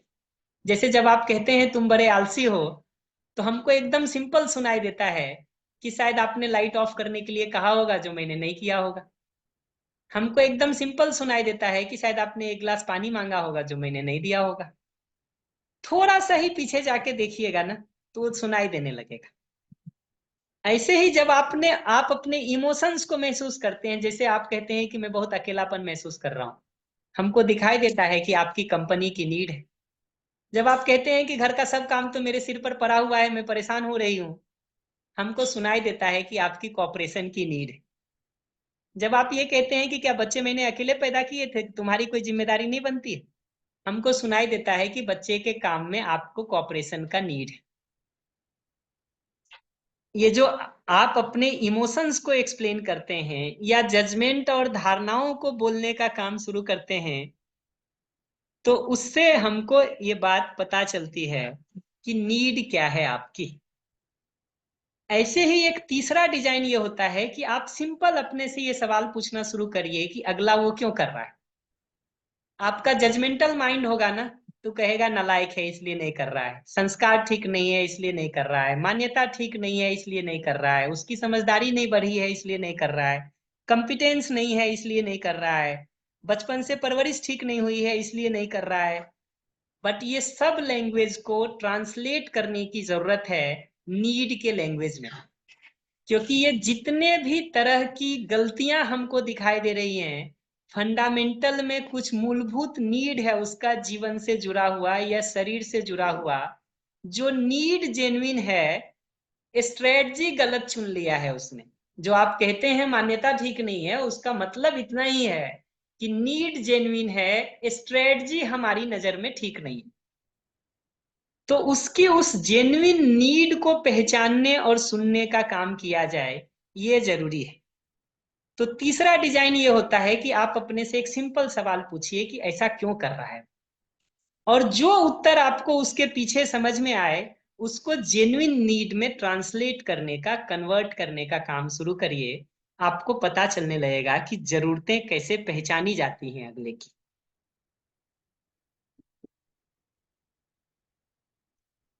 और पिछले सेशंस में भी हमने इस पर बात की थी कि ये जरूरतें सारी पॉजिटिव जरूरतें हैं। तो कठिन परिस्थितियों में भी हम जरूरत कैसे पहचान सकते हैं, वो आपको अभी स्लाइड पर कुछ दिख रहा होगा, जो मैं चूंकि पहले बात कर चुका हूं इसलिए अभी मैं उसको नहीं वो कर रहा हूं। पर एक आध उदाहरण में फिर से याद दिला देता हूं आपको कि एक बच्चा जो झूठ बोल रहा है, आप कहेंगे क्या नीड क्या है, आप सिंपल कह सकते हैं संस्कार खराब हो गया। बट अगर आप पीछे जाके देखेंगे कि नीड क्या है, तो शायद उसको लगता है कि अभी हम सच बोलेंगे तो अभी हमको थप्पड़ लगेगा, तो उसकी सुरक्षा की नीड है। शायद उसको ये लगता है कि अभी हम सच बताएंगे तो ये 15 दिन तक हमारा मजाक उड़ाते रहेंगे, तो शायद सम्मान की नीड है। शायद उसको लगता है कि हम बता देंगे तो उसको हे दृष्टि से देखा जाएगा और कल से हमारा व्यवहार बदल जाएगा, तो शायद एक्सेप्टेंस की नीड है। कई बार वो झूठ इसलिए भी बोलता है कि उसको लगता है कि सच आपको बता देंगे तो आप ही का दिमाग ना खराब हो जाए, तो आपका ध्यान रखना चाहता है, इसलिए भी कई बार हम पेरेंट्स के साथ कई चीजों को छुपा लेते हैं, नहीं बोलते हैं। अगर आप इस बच्चे को सहयोग करना चाहते हैं तो ये जो 3-4 नीड में से जो नीड है उसकी, उसको पूरा करने का एश्योरेंस आप दे पाएंगे तो बच्चा सच बोल पाएगा। जैसे उसको थप्पड़ खाने का अगर भय है, हम उसको ये एश्योरेंस दे पाए कि बेटा मैं ये एश्योरेंस देता हूं कि तुम्हारे सच बोलने के बावजूद तुमको थप्पड़ नहीं पड़ेगा, तुमको शेम की स्थिति में नहीं जाना पड़ेगा, तुम्हारी स्वीकृति मेरे मन में उतनी ही बनी रहेगी जितनी है। ये हम अंदर से भी सोचें और बाहर भी करें, ये जरूरी है। नहीं तो मुझे अपने ही बचपन का याद है, कई बार ये डिजाइन होता था कि अगला पूछता था, वो झूठ बोलता ना, हम पूछते हैं सच सच बताओ, कुछ नहीं कहेंगे तुमको, और वो सच जैसे ही बोलता है, दो में से एक काम होता है, या तो हम थप्पड़ मार देते हैं या उसके साथ व्यवहार बदल देते हैं। अगर ऐसा एक्सपीरियंस खाया हुआ बच्चा है तो 2-4 राउंड वो अभी स्पेस लेगा अपनी बात को कहने में। होमवर्क किया जाए दीदी, एक्सेसिव स्मोकिंग में इंडल्ज होने के पीछे क्या नीड होगा, थोड़ा सोचा जाए। 2-3 में से कोई एक नीड होगा। इनफैक्ट आप पढ़ना उस बुक को, एनवीसी को, उसमें एग्जैक्टली ये उदाहरण दिया हुआ है एनवीसी इन एक्शन में। आप उसको ढूंढ करके पढ़ना। किसी चैप्टर के अंत में एनवीसी इन एक्शन होता है, हर चैप्टर में। एक चैप्टर के अंत में एक्सेसिव स्मोकिंग का ही उदाहरण है और बहुत अच्छे से उसमें बात की हुई है। तो आप उसको देखिएगा और फिर हमको बताइएगा। ऐसे ही देखिएगा, अगला अगर अनावश्यक पैसा खर्च कर रहा है उसके पीछे क्या नीड होगा। शायद निर्णय लेने की स्वतंत्रता की नीड है, शायद अधिकता या समृद्धि का एहसास करना चाहता है, शायद उसने उसको सम्मान से जोड़ लिया है इसलिए वो कर रहा है। तो ये नीड आप उसके पीछे जाके सुन सकते हैं ना, तो उसके साथ कनेक्ट कर सकते हैं, क्योंकि ये नीड तो हमारी भी है।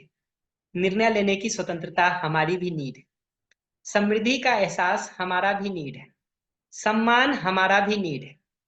फर्क इतना ही है कि हमारी स्ट्रेटजी उसके लिए कुछ और है, अगले की स्ट्रेटजी उसके लिए कुछ और है।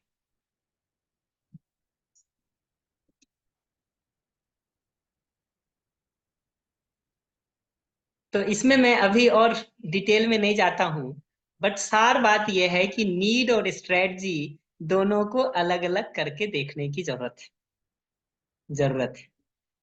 और जितना उसको देखेंगे ना, उतना चीजों को आगे करना सहज होता चला जाएगा। एक दो बातें और कर देता हूं जो आपको कम्युनिकेशन करने की दृष्टि से धीरे धीरे ध्यान आएगा, और मैं मानता हूं कि आप लोग प्रैक्टिस कर ही रहे हैं। तो उसको बेहतर करने का ढंग है ये, कि अब उन्हीं घटनाओं को जब हम देखते हैं ना, तो नीड और फीलिंग, जरूरत और भावनाओं को पहचानने के नजरिए से देखने का काम किया जाए। हर बार ये पहचाना जाए कि हमारे में अगर कोई नकारात्मक भावना पैदा हो रही है तो उसका मूल कारण हमारी अपनी किसी जरूरत का पूरा होना है, नहीं पूरा होना है, न कि सामने वाला व्यक्ति है। सामने वाले व्यक्ति का आचरण या बाह्य परिस्थिति एक स्टिमुलस तो हो सकता है, एक ट्रिगर तो हो सकता है, पर फंडामेंटल कारण अपनी जरूरत का पूरा नहीं होना होता है। बहुत छोटे छोटे उदाहरण इसके देते रहते हैं लोग अनेक तरह से, एक आध मैं भी दे देता हूं। जैसे मान लीजिए कि मेरी 8 बजे तक की क्लास है और मुझे किसी को रेलवे स्टेशन रिसीव करने जाना है, और ये दिखता है कि वो ट्रेन जो है 7:15 बजे आने वाली है। मैं क्लास छोड़ के चला जाता हूँ। जब मैं स्टेशन पहुंचता हूँ तो मुझे दिखता है कि वो ट्रेन 8:15 के बदले 9 आ रही है, 9:30 आ रही है, 10 आ रही है। तो हमारे मन में एक ख्याल उठता है कि यार थोड़ा पहले पता चल जाता तो हम जो है क्लास अटेंड करके फिर आते। वहीं दूसरा सिचुएशन होता है कि आप क्लास 8 बजे तक अटेंड करके गए और आप ये सोच के गए कि चलो अगला 15-20 मिनट वेट कर लेगा, और तब ट्रेन लेट हो जाए और आप टाइम से पहुंच करके अगले को रिसीव कर लें, तो ट्रेन का लेट होना आपको अपने लिए हेल्प की तरह दिखाई देता है, ना कि बाधा की तरह दिखाई देता है। आप कहीं समय से पहुंचना चाहते हैं, किसी इंपॉर्टेंट मीटिंग में आप टाइम से 1 बजे पहुंच गए, अगला 1:30 बजे आता है, 1:45 आता है, और आपकी दूसरी मीटिंग लगी हुई है 1:30 बजे से 1:45 से। हमको गुस्सा आता है, हमको गुस्सा आता है कि ये नालायक 1 बजे से हमको बैठाए हुए है। आपको किसी कारण से आने में लेट हो जाए, आप खुद ही पहुंचे 1:30 बजे, और अगला भी आपको 1:45 बुलाए या 1:30 बजे बुलाए, हमको प्रसन्नता होती है, क्योंकि हमारी नीड पूरी हो रही है अभी। पहले केस में हमारी नीड पूरी नहीं हो रही थी, दोनों में मीटिंग आधे घंटे लेट हो रही है। दूसरे केस में ये हो रहा है कि हमारी नीड पूरी हो रही है, इसलिए हमको आधा घंटा लेट होना अगले का प्रसन्नता दे रहा है। जबकि एक केस में हमारी नीड पूरी नहीं हो रही है, इसलिए उसका आधा घंटा लेट होना हमको दुख दे रहा है। तो ये समझना जरूरी है कि अगले का व्यवहार या आचरण एक ट्रिगर हो सकता है, एक स्टिमुलस हो सकता है, एक शुरुआती घटनाक्रम हो सकता है, एक चिंगारी हो सकती है, एक माचिस हो सकता है, बट मूल में तो हमारी जरूरत का पूरा होना या नहीं होना हमारे सुखी दुखी होने का कारण बनता है, हमारी सकारात्मक या नकारात्मक भावनाओं के पैदा होने का कारण बनता है। इसमें एक मुख्य बात यह समझने की है कि बाहर का स्टिमुलस और हमारा रिएक्शन और रिस्पॉन्स, ये दोनों के बीच में कर्म स्वतंत्रता का रोल है, जिसका मतलब है हमारा निर्णय लेने का अवसर, freedom to exercise our choice और आवर फ्री विल, ये जगह वहां है। इसका मतलब दूसरे के स्टिमुलस और अपने रिस्पॉन्स के बीच में जितना पॉज लेने का हम अभ्यास कर पाएंगे, उतना पॉसिबल है कि हम ये निर्णय लेने का जो अवसर है, जो चॉइस है, उसको यूटिलाइज कर पाए, एक्सरसाइज कर पाए। आपकी वाक्य खत्म होते ही या खत्म होने के पहले ही अगर हम बोलने के लिए कूद रहे हैं, तो बहुत संभावना है कि जो हमारी पुरानी आदत या प्रवृत्ति है वही एक्टिव हो जाए। लेकिन अगर एक सिंपल अभ्यास हम ये बना लें कि अगले को सुन करके 10 सेकेंड हम उस पर सोचेंगे, उसके बाद हम रिस्पॉन्ड करेंगे, तो अब ये संभावना बहुत बढ़ जाती है कि नए तरीके को हम अप्लाई कर सकते हैं, उसको आर्टिकुलेट कर सकते हैं, और फिर नए ढंग से हम रिस्पॉन्ड करने का काम कर सकते हैं। तो कभी आप प्रयोग करके देखना है, एकदम सिंपल निर्णय कि अगले की सारी बात को सुनने के बाद हम 10 सेकेंड उस पर सोच करके रिस्पॉन्ड करेंगे, ना कि इमीडिएटली कूद पड़ेंगे। सिर्फ 10 सेकेंड का पॉज लेने का आप मन बना के थोड़ा प्रयोग करके देखिए, क्या फर्क दिखाई देता है। तो ये पॉज का पावर आपको दिखाई देगा, और आपको दिखेगा कि वही स्पेस है जिसमें हम अपने निर्णय लेने के अवसर को, उसकी स्वतंत्रता को एक्सरसाइज कर सकते हैं, यूज कर सकते हैं। वो जगह आपको अच्छे से दिखाई देगी, दिखाई देगी।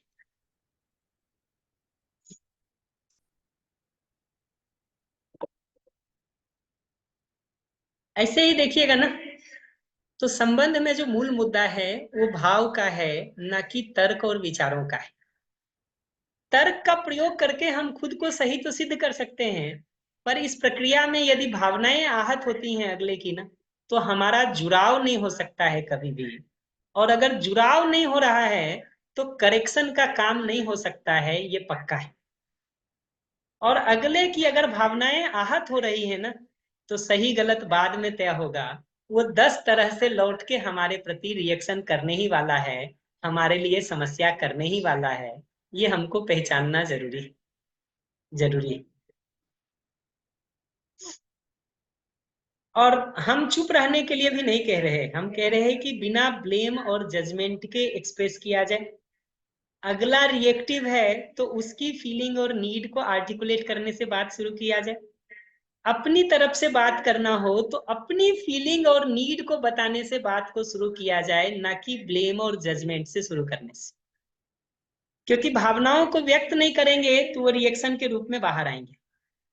जितना उसको अपने अंदर रोकेंगे, उतना शिकायत, जजमेंट, ब्लेम, कंप्लेन, एडजेक्टिव्स लगने की संभावना बढ़ती जाती है।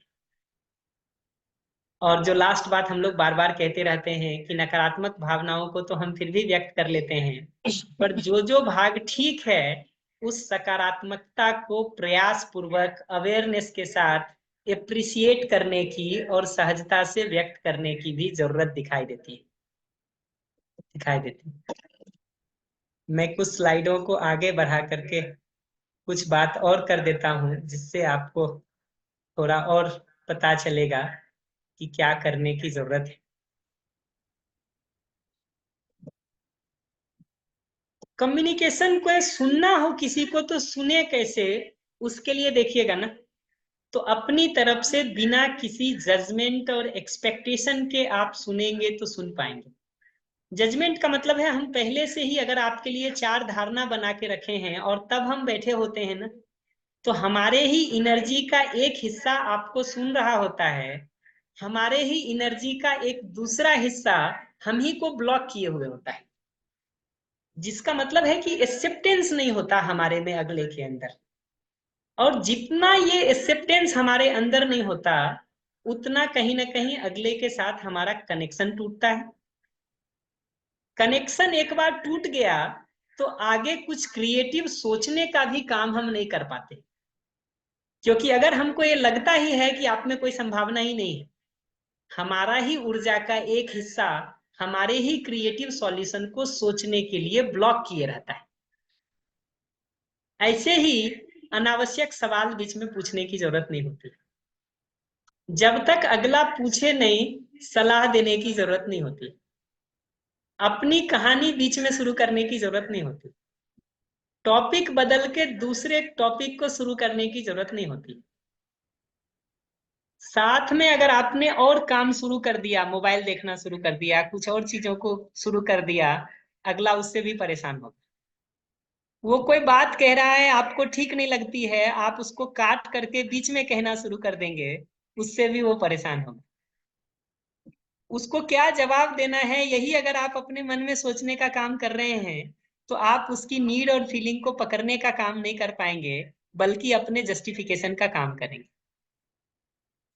और दुर्भाग्य की बात जस्टिफिकेशन में ये होती है कि मैं बिना सुने बता सकता हूं आपको कि अगर उस लाइन में हम गए तो कौन सही है कौन गलत है ये बात गैर महत्वपूर्ण है।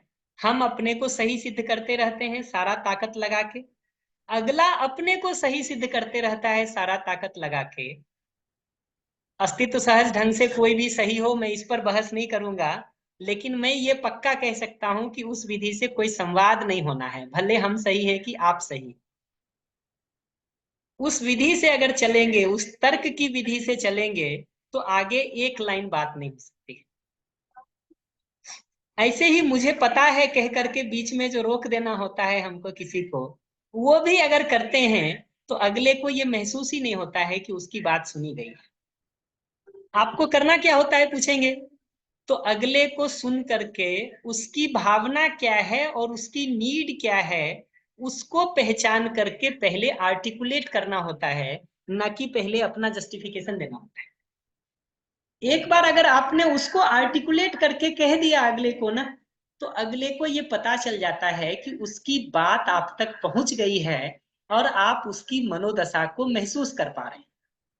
मैं ये बिल्कुल नहीं कह रहा हूं कि आप उससे सहमत हो लें, सहमत हम नहीं हो सकते, लेकिन आप रस्सी को देख के डरे हो कि सांप को देख के डरे हो, डर तो आपका एक जैसा है।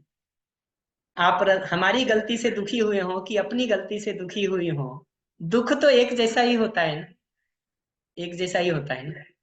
ये पहचानना जरूरी है। मैं एक आध बात और कर देता हूं सेशन को क्लोज करने के पहले, कि आप देखिएगा कि सटीकता से सुनने की पहचान क्या है। आप सुन रहे हैं सटीकता से, इसका पहचान क्या है? तो पहली पहचान ये होती है कि बोलने वाला सहजता से अपनी बात कह पाता है, और जितने रिएक्शन से उसने शुरू किया होगा वो रिएक्शन समय के साथ कम होता हुआ दिखाई देगा। तो बोलने वाला अपने को हल्का महसूस करता है, उसके घाव भरते हैं। इसी तरह से अगर आपने उसकी फीलिंग और नीड को आर्टिकुलेट करके उसको बता दिया, 2 मिनट 3 मिनट 4 मिनट उसको सुन करके, तो उसके जो अपने भी उलझे हुए विचार होंगे, जहां उसको पता नहीं चल रहा होगा कि वो क्यों गुस्सा हो रहा है, वो पहचानने में उसको मदद मिल जाती है। तो उसके अपने विचारों की सॉर्टिंग शुरू हो जाती है, तो उसका भावना और जरूरत को वो ठीक से पहचान पाता है। कई बार आप देखिएगा कि शेयर करना ही अगले की जरूरत होती है, जो जुड़ाव पूर्वक सुनने से, इम्पैथी के साथ सुनने से स्वाभाविक रूप से ही पूरा हो जाता है। उसको सुन लिया गया है, उसकी बात पहुंच गई है, ये एहसास उसको हो जाता है। और हमको भी सुन करके अगर ठीक ढंग से हमने सुना है ना, सुन के अपना सर दर्द नहीं होता है, अपने ऊपर बोझ नहीं लगता है, अपना सिर में भारीपन नहीं होता है। अगर वो हो रहा है तो आप समझिए आप इंपैथी के साथ उसको नहीं सुन रहे, नहीं सुन रहे। तो आप देखिएगा कि क्या चेंज हमारे में होता है ना, तो जब हम अगले की पूरी परिस्थिति को जानते हैं, उसकी जरूरत और भावनाओं को पहचान पाते हैं ना, तो हमारी उसके बारे में धारणाएं बदलने लगती हैं। एक छोटी सी डॉक्यूमेंट्री है, कभी यूट्यूब पर सर्च करके देखिएगा, गेट सर्विस के नाम से। छोटी सी डॉक्यूमेंट्री है, कभी सर्च करके देखिएगा समय मिले तो। दूसरा ये भी दिखता है कि अगर हम सटीकता से सुनते हैं ना, तो हमारा जो उसके प्रति एक निगेटिव फीलिंग बना होता है ना, वो भी अपने में धीरे धीरे समाप्त होने लगता है।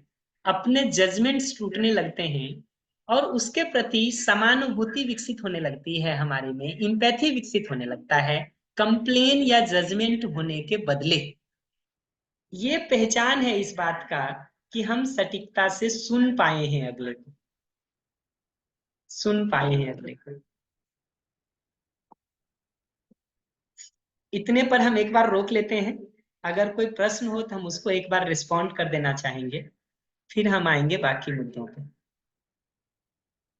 गेट सर्विस नाम है दीदी, गेट सर्विस। बसंत भैया, आपका जो प्रश्न आया है वो भिन्न टॉपिक का है, इसलिए उस पर बात नहीं कर रहा हूं। आप कभी हमको कॉल कर लीजिएगा, मैं उसको रिस्पॉन्ड कर दूंगा। गेट सर्विस, गेट सर्विस दीदी दिख रहा होगा आपको हमारे स्क्रीन पर। वंदन दिख रहा है कि नहीं? जी भैया दिख रहा है। बढ़िया बढ़िया। तो मैं पूरी स्लाइड अभी नहीं शेयर कर रहा हूं आप लोगों के साथ, क्योंकि इसमें बहुत सारे मुद्दे हैं और वो अनावश्यक रूप से आपको उलझा सकते हैं कई जगहों पर जिन स्लाइड्स पर हम बात कर रहे हैं, वंदन, हम रिक्वेस्ट करेंगे कि उनको निकाल के पीडीएफ बना के शेयर कर देना। जी भैया। ठीक है, हम्म। बढ़िया। तो देखिए, अभी हम सिर्फ एक बात आपको कह रहे हैं कि सटीकता से सुनने के काम को कैसे कर सकते, कैसे कर सकते। हम धीरे धीरे इस पर भी बात करेंगे, पहले भी कर चुका हूं पर थोड़ा और कर दूंगा कि अपनी बात को और कहना हो तो हम कैसे कह सकते हैं। तो मैं थोड़ा बात फिर से ध्यान दिला दूं कि अपनी तैयारी के साथ चर्चा शुरू करना जरूरी है। अपनी तैयारी का मतलब हम सब तरह से ये मन बना के बैठे हुए हैं कि अस्तित्व सहज सच्चाई को देखने के आधार पर हमारा स्नेह का भाव स्थिर रहेगा, तब हम चर्चा को ओपन कर रहे हैं। वो अगर नहीं है तो पहले अपनी तैयारी कर लीजिए। अगला, अगर आवेश में दिख रहा है तो उसकी भावना और आवश्यकता को पहचान करके उसको वेरीफाई करना जरूरी है। For example, I think you might be, और आई एम सेंसिंग, और perhaps you may be feeling, ये सब स्टार्टिंग वाक्य है कि शायद आपको, मुझे ऐसा सेंस हो रहा है, शायद आप ऐसा महसूस कर रहे हैं, मुझे लगता है कि शायद ऐसा। हिंदी में लिखा है, आप ऐसा महसूस कर रहे हैं क्योंकि आपकी ये जरूरत पूरी नहीं हो रही, या क्योंकि आप ये चाहते हैं जो पूरा नहीं हो रहा, या शायद इस जरूरत के पूरा होने पर आप ज्यादा सहज, ज्यादा प्रसन्नता महसूस करेंगे, या शायद आप इस जरूरत को बहुत महत्व देते हैं। ये सब मैं वाक्य बता रहा हूं कि अगले को सुन के आप उसको आर्टिकुलेट करेंगे तो कैसे करेंगे। और ये जरूरी नहीं है कि ये सही हो जाए पहले राउंड में, गलत भी हो जाए तो कोई बात नहीं। अगला जो दो चार बात कहेगा उसको सुन करके हम फिर से आर्टिकुलेट कर देंगे और उसकी भावना और आवश्यकता को पहचान देंगे। तो अभी मैं कह रहा हूं, चर्चा तब शुरू करने जाइए जब अपना मन बिल्कुल शांत हो, अस्तित्व सहज वास्तविकता पर ध्यान को रख के स्नेह के भाव को हमने अपने में स्थिर कर लिया है। अब हम अगले को सुनने का काम कर रहे हैं और सुन करके सिर्फ ये दो चीज पर फोकस करेंगे कि उसको महसूस क्या हो रहा है और उसकी मूलभूत जरूरत क्या है। और कहना है तो बस यही वाक्य आर्टिकुलेट करेंगे, इसमें से कोई भी। आप इरिटेटेड महसूस कर रहे हैं, आप हेल्पलेस महसूस कर रहे हैं, आप कंसर्न महसूस कर रहे हैं क्योंकि आपको कॉपरेशन की जरूरत थी जो पूरी नहीं हुई, आपकी रिस्पेक्ट की जरूरत थी जो पूरी नहीं हुई। और मैं फिर से बताया आपको कि इसको बहुत सहज लैंग्वेज में कहा जा सकता है। जरूरी नहीं है कि आप ऐसे ही क्लासिकल बोलें, लेकिन एक बार आप अपने ग्रुप में क्लासिकल का पहले अभ्यास करिए, फिर उसको नॉर्मल लैंग्वेज में बोलने का अभ्यास करिए। ये ग्रुप प्रैक्टिस जरूरी है। ग्रुप प्रैक्टिस नहीं करेंगे तो वो ऐसा ही है कि हमने सिद्धांत को समझ लिया और उसके बाद हम रोड पे सीधा गाड़ी चलाने के लिए दिल्ली के चांदनी चौक पे उतर गए। इस प्रैक्टिस को आप करेंगे ना तो आपको कनेक्शन बैठता हुआ दिखाई देगा। अगली बार हम थोड़ा और बात करेंगे इस पर कि अपनी बात को भी कहना हो तो हम कैसे ठीक से अपनी नीड और फीलिंग को आर्टिकुलेट करके कह सकते हैं। बट अभी तो मैं अलग अलग केसेस को लेकर के अपनी बात को मैं आज यहाँ पे रोकता हूँ। कोई प्रश्न होगा और तो कल हम अगली मीटिंग में हम इसको शुरू में बात कर लेंगे। कुछ और प्रश्न जो आए हुए थे वो सबको मैं रिस्पॉन्ड नहीं कर रहा हूँ। मैं मान रहा हूँ कि किसी न किसी ग्रुप में आप लोग प्रैक्टिस कर ही रहे होंगे।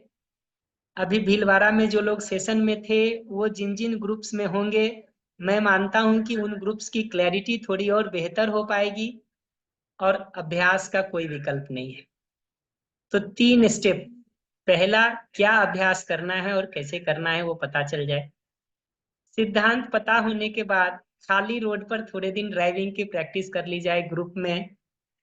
तीसरा, जब ग्रुप में वो कॉन्फिडेंस आ जाए तो फिर उसको रियल लाइफ में भी इम्प्लीमेंट करके देख लिया जाए। बढ़िया जी, तो आज के लिए नमस्ते। अगली बार फिर मिलते हैं तो इस पर और बात करेंगे। तब तक वो अभ्यास किया जाए तो जो इसमें और प्रश्न होंगे उस पर हम बात कर लेंगे। पीपीटी की जितनी स्लाइड्स डिस्कस किए हैं उतने को शेयर कर देंगे। नमस्ते सभी को। जी भैया। नमस्ते। नमस्ते। अनम्यूट कर दे सकते वंदन, अगर कुछ अर्जेंट होगा तो हम जी रिस्पॉन्ड भैया। कर देंगे, अन्यथा फिर पूरा कर लेते हैं। जी भैया, सभी को नमस्ते।